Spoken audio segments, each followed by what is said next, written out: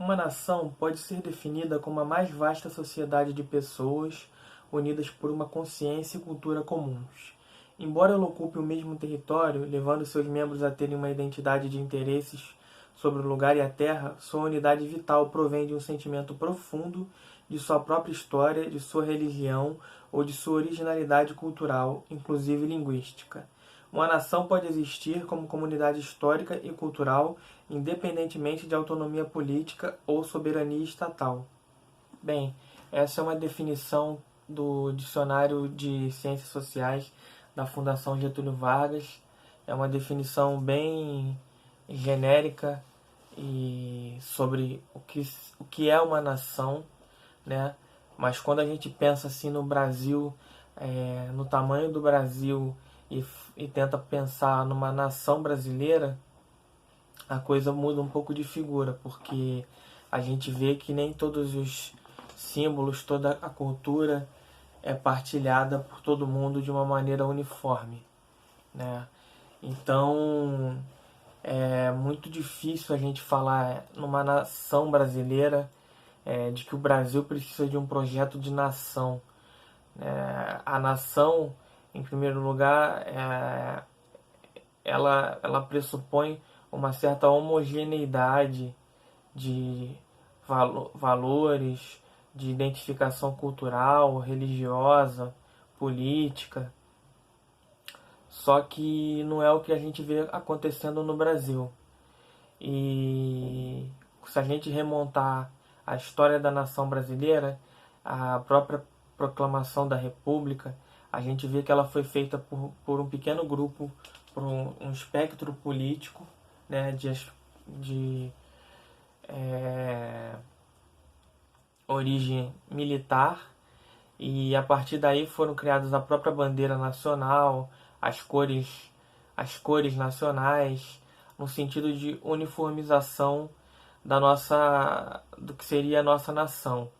Mas a gente vê que isso não corresponde à nação brasileira, porque a nação brasileira, como eu disse, é até difícil a gente falar numa nação brasileira sabendo que o Brasil é tão grande e que tem uma diversidade cultural tão enorme e que se admira até o Brasil continuar falando a mesma língua, tamanho a vastidão do nosso território e as distâncias culturais que existem entre nós, né? Então, esse vídeo está sendo feito para poder falar um pouquinho da violência contida nesse termo, né, nessa ficção chamada nação, né, do que tem de violento nesse termo e de excludente, porque uma nação nunca vai ser homogênea, na realidade falando, ela nunca vai ser totalmente homogênea. Ela vai ter sempre a diversidade, ela vai ter sempre a diferença, ela vai ter sempre elementos que fazem destoar do todo. É o que acontece no Brasil. A gente tem muitas identidades, identificações diferentes, grupos com aspirações diferentes, né? E não dá, por exemplo, para comparar o Nordeste do Brasil com o Sul do Brasil, que é totalmente diferente em termos de cultura, de significações, de tudo. Então, a gente falar em uma nação brasileira, a gente já está pressupondo uma excludência. A gente já está partindo de uma violência que exclui o diferente, né? Uma nação nunca é homogênea, então como é que a gente pode falar em uma nação brasileira?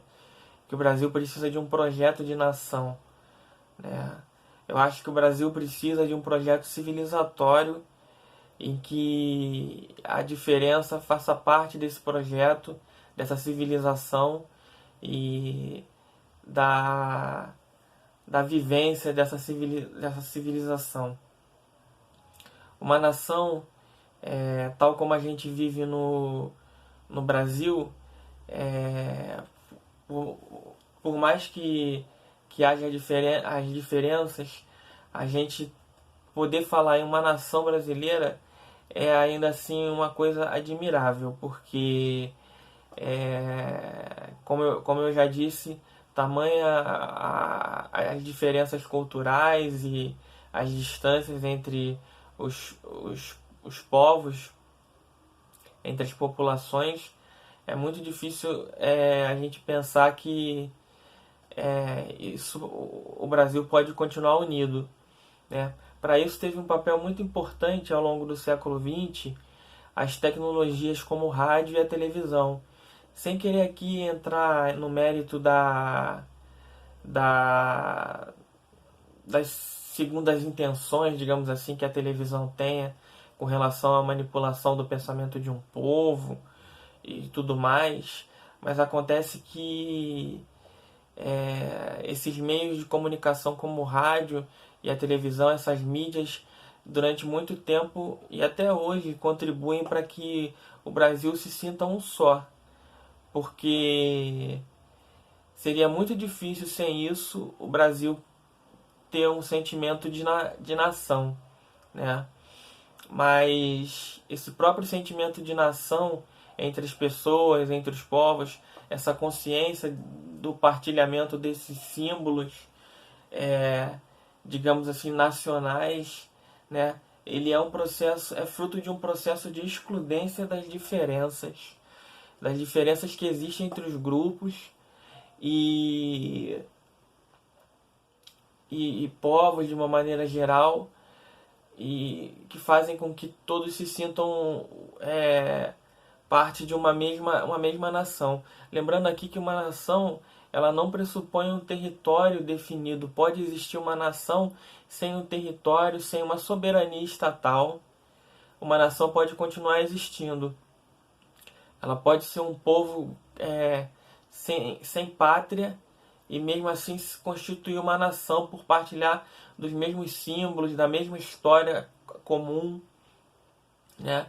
Agora, o Brasil, a gente vê que até a época do Império, por exemplo, havia lugares no interior do Brasil que sequer sabiam quem é que estava à frente da condução do Império do Brasil, do que significava o Império do Brasil, tamanho a grandeza do nosso território.